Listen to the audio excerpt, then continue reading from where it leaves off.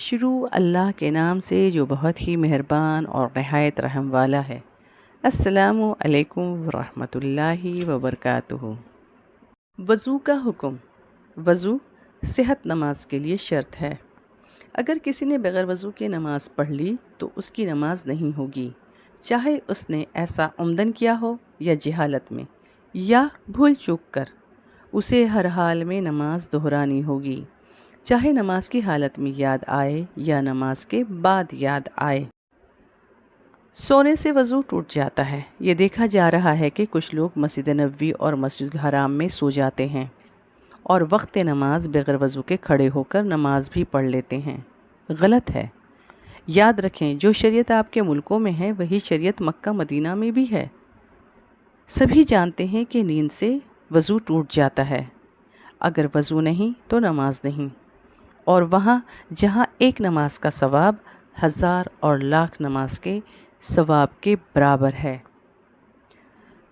آپ وقت نماز سے پہلے باوضو ہو جائیں۔ کچھ باہر کی عورتیں منی واٹر اسپرے بوٹل اپنے ساتھ رکھتی ہیں اور وقت نماز اپنے چہرے، ہاتھوں اور پیروں پر پانی سے اسپرے کر رہی ہوتی ہیں۔ مجھ کو نہیں پتہ کہ ان کا وضو ہوتا ہے کہ نہیں، مگر آپ پراپر وضو کریں۔ وضو کا مسنون طریقہ۔ وضو میں 4 فرائض ہیں جس کا ذکر قرآن میں سورۃ المائدہ کی آیت 6 میں آیا ہے۔ چہرے کا دھونا، دونوں ہاتھوں کا کہنیوں تک دھونا، پورے سر کا مسح کرنا اور دونوں پیروں کا ٹخنوں تک دھونا ہے۔ وضو کا مسنون طریقہ۔ سب سے پہلے دل سے وضو کی نیت کریں، بسم اللہ کہیں، دونوں ہتھیلیوں کو 3 بار دھولیں اور انگلیوں کے درمیان خلال کریں، 3 بار کلی کریں اور 3 بار ناک میں پانی ڈالیں اور اسے صاف کریں، یا یہ کہ دائیں ہتھیلی میں پانی لے کر آدھے پانی سے کلی کریں اور آدھا پانی ناک میں ڈالیں اور بائیں ہاتھ سے صاف کریں۔ اس طرح 3 بار کریں۔ پھر چہرہ کو 3 بار دھولیں، کان سے کان تک، چوڑائی میں البتہ کان کو نہیں دھلنا ہے، اور لمبائی میں سر کے بال شروع ہونے والی جگہ سے لے کر نیچے داڑھی تک، اور داڑھی کے بالوں میں انگلیاں ڈال کر خلال کریں۔ دونوں ہاتھ کی انگلیوں سے لے کر کہنیوں تک دھولیں، پہلے دائنا ہاتھ پھر بایاں ہاتھ۔ سر کا مسح کریں، شروع سے لے کر پیچھے سر کی گدی تک، پورے سر کا مسح ضروری ہے۔ پھر کان کا مسح کریں کہ شہادت کی انگلی سے کان کے اندر اور انگوٹھے سے کان کے باہر کا مسح کریں۔ گردن کا مسح جائز نہیں، کیونکہ یہ رسول اللہ سے صحیح سند سے ثابت نہیں۔ پہلے داہنا پیر، بایاں پیر ٹخنے تک دھو لیں، یہ بھی 3 بار دھو لیں۔ ہاتھ پیر دھلتے وقت انگلیوں کے درمیان خلال کرنا سنت ہے۔ پھر وضو کے بعد کی دعا پڑھیں، اشہد ان لا الہ الا اللہ وحدہ لا شریک لہ واشہد ان محمدا عبدہ ورسولہ۔ وضو کن کن باتوں سے ٹوٹ جاتا ہے؟ چھوٹے استنجا اور بڑے استنجا کے کرنے سے، ہوا خارج ہونے سے، گہری نیند سو جانے سے، نماز کی حالت میں قہقہا لگا کر ہنسنے سے، استحاضہ کا خون آنے سے، بے ہوش ہو جانے سے، بغیر پردہ کے شرمگاہ چھونے سے، اونٹ کا گوشت کھانے سے، اسلام سے مرتد ہو جانے سے، مزی اور ودی کے نکلنے سے۔ ان تمام باتوں سے وضو ٹوٹ جاتا ہے، مگر بغیر ٹیک لگائے بیٹھ کر سونے سے وضو نہیں ٹوٹتا۔ اگر وضو کرنے پر یقین اور ٹوٹنے پر شک ہو تو اس وضو سے نماز پڑھی جا سکتی ہے۔ خون اور پیپ کے اپنی جگہ سے نکل کر دوسری جگہ بہنے سے وضو ٹوٹ جائے گا۔ اعضائے وضو اگر خشک رہ گئے تو بھی وضو نہیں ہوگا۔